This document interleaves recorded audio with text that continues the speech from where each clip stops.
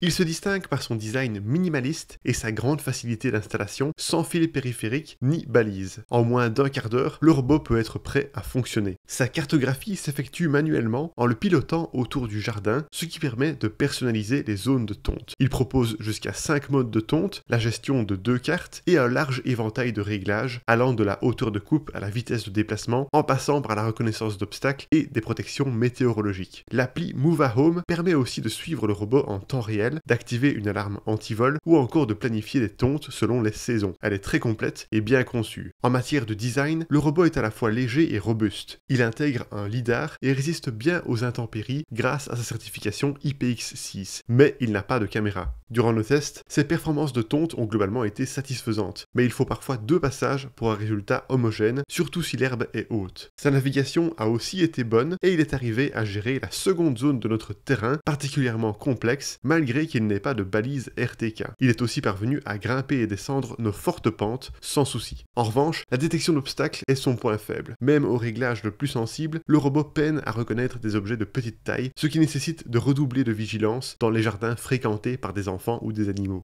Enfin, son autonomie limitée à de petites surfaces le destine à des terrains de moins de 600 m². Si vous avez une surface supérieure à ça, il faut absolument opter pour sa version 1000 m². En bref, son rapport qualité-prix est particulièrement attractif pour les jardins de moins de 600 m². Il est ultra simple à installer, ses fonctionnalités sont riches, son appli est intuitive et ses performances de tonte sont bonnes.